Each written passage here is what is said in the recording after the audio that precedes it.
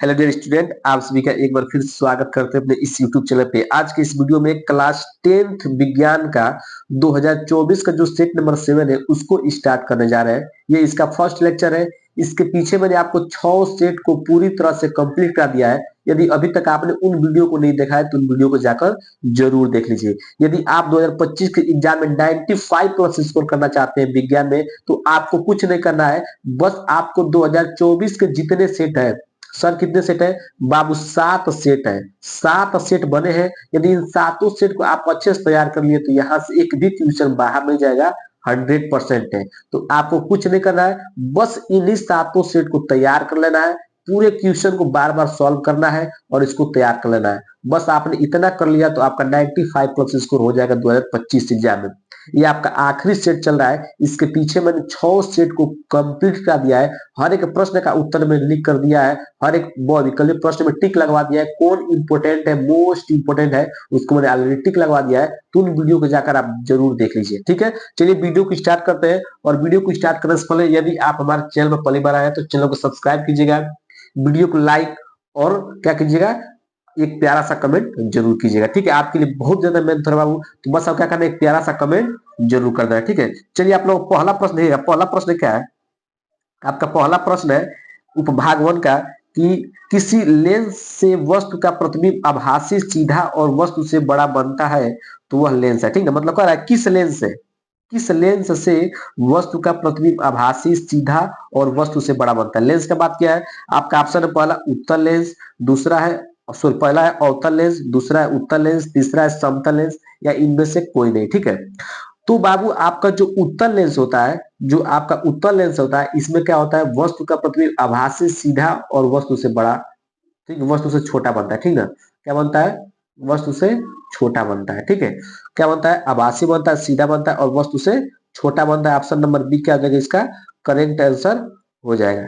ठीक है, अब हम लोग चलते हैं अगले प्रश्न पर। अगला प्रश्न आप लोग देखिएगा। दूसरा प्रश्न क्या है? दूसरा प्रश्न आप लोग ध्यान से देखिएगा। दूसरा प्रश्न मोस्ट इंपोर्टेंट प्रश्न है। इस तरह का प्रश्न मोस्ट वांटेड प्रश्न होते हैं, इनको आपको जरूर से जरूर तैयार करना है। दूसरा पर ध्यान से देखिएगा। दूसरा प्रश्न क्या है? दूसरा प्रश्न कह रहा है कि एक गोलीय दर्पण की वक्रता केंद्र तथा ध्रुव के बीच की दूरी 20 सेमी है, तो दर्पण के ध्रुव से फोकस दूरी ज्ञात क्या होगी। ठीक ना, मतलब आपको कह रहा है, आपको आर का मान दिया है। किसका मान दिया है बाबू? आपको आर का मान दिया है 20 सेमी। कितना दिया है? 20 सेमी। और आपसे यफ का मान पूछ रहा है। किसका मान पूछ रहा है? यफ का मान पूछ रहा है। ठीक है, तो आपने एक सूत्र पढ़ा होगा, क्या पढ़ा होगा? ध्यान से पढ़िएगा। एक सूत्र पढ़ा होगा, यफ इक्वल टू क्या होता है? r/2। r/2 एक सूत्र होता है जिसमें r का मान कितना दिया है? 20 दिया है, बाई 2 का अंक कितना जाएगा? 10 सेंटीमीटर। ठीक है, आप एक सूत्र पढ़ोगे, यफ इक्वल टू r/2। आपको r का मान दिया था 20 सेंटीमीटर, यफ निकालना था, तो F equal to r/2, r का मान 20/2 काट दिए 10 सेंटीमीटर आ गया। ठीक है, तो देखिए इसका राइट आंसर क्या है? इसका राइट आंसर क्या है? 10 सेंटीमीटर। ऑप्शन नंबर बी क्या होगा इसका करेक्ट आंसर हो जाएगा। ठीक है, 5 सेंटीमीटर नहीं होगा, 15 सेंटीमीटर नहीं होगा, ना 20 सेंटीमीटर होगा। ऑप्शन नंबर बी क्या हो जाएगा इसका करेक्ट आंसर हो जाएगा। ठीक है, अगला प्रश्न है कि प्रकाश के किस घटना के कारण आकाश नीला दिखाई पड़ता है।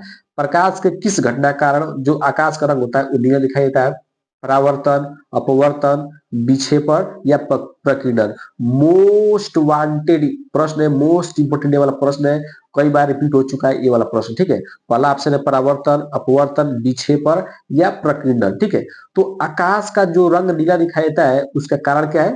प्रकीर्णन। ऑप्शन नंबर डी क्या हो जाएगा इसका राइट आंसर हो जाएगा प्रकीर्णन। ठीक है, अगला प्रश्न आपको देखिए कि एक लेंस की क्षमता +2 डायोप्टर है। ठीक है, इसकी फोकस दूरी सेंटीमीटर में कितनी होगी? ठीक है, एक लेंस है जिसकी क्षमता कितना दिया है? +2 डायोप्टर। ठीक है, इसकी फोकस दूरी सेंटीमीटर में ज्ञात करना है। ठीक है, सेंटीमीटर में ज्ञात करना है तो ध्यान समझिएगा। देखिएगा, जो लेंस के क्षमता का सूत्र होता है, एक सूत्र होता है P इक्वल टू होता है 1/f।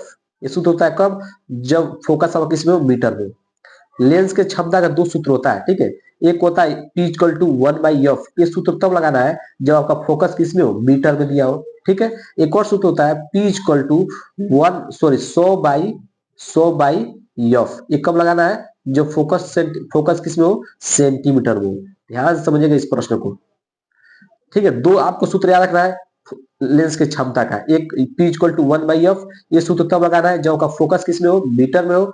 एक होता है P इक्वल टू 100/f, जब आपका फोकस किस में हो, सेंटीमीटर में हो। ठीक है, तो आपको क्या पूछा है, आपसे सेंटीमीटर में पूछा है ना, तो ये वाला सूत्र लगा दीजिए। ठीक है, तो आपको P का मान दिया है कितना, 2 डायोप्टर।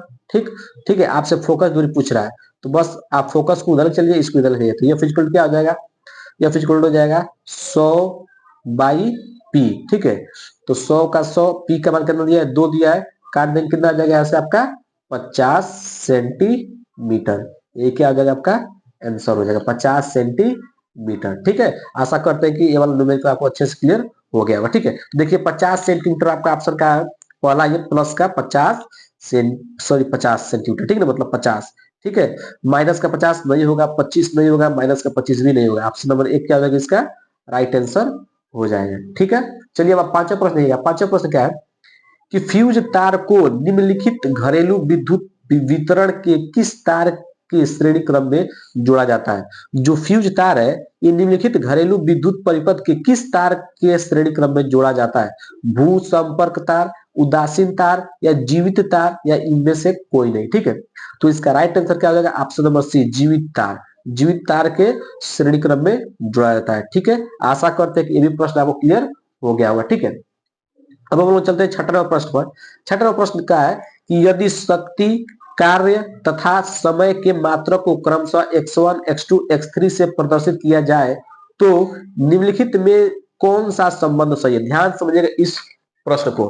कह रहा है, देखिएगा आप लोग जानते हैं शक्ति किससे लिखते हैं, शक्ति को लिखते हैं P से।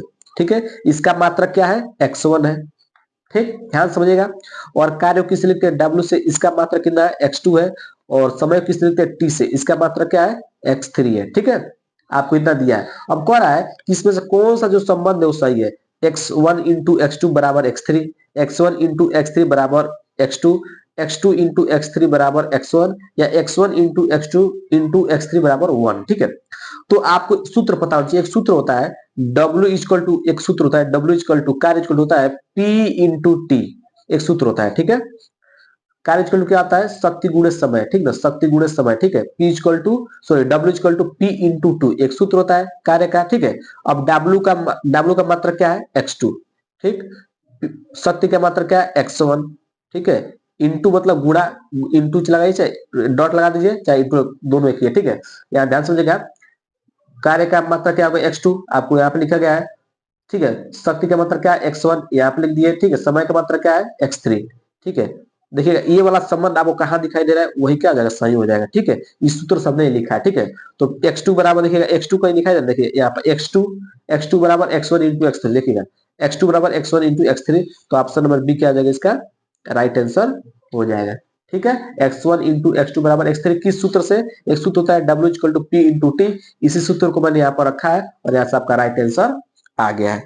ठीक है, अब हम लोग चलते हैं इसके अगले वाले प्रश्न पर। 7वां प्रश्न कह रहा है कि एक चालक में 10 एम्पियर की धारा प्रवाहित होती है, इसके संगत 2 सेकेंड में प्रवाहित होने वाले आवेश की मात्रा कितनी होगी। ठीक है, 10 कूलाम, 5 कूलाम, 20 कूलाम या 25 कूलाम। ठीक है, ये आपका न्यूमेरिकल दिया है। चलिए मैं इसको भी आपको सॉल्व करा देता हूँ। ठीक है, ये आप ध्यान सुनिएगा। आपको दिया है धारा का मान, मतलब आई का मान। धारा किस लिखते हैं, आई से। आई का मान कितना दिया है, 10 एम्पियर। ठीक, समय का मान कितना दिया है, समय को लिखते हैं टी से, 2 सेकंड दिया है। तो आपसे क्यू का मान आपसे क्या कर रहा है, पूछ रहा है, क्यू का मान पूछ रहा है।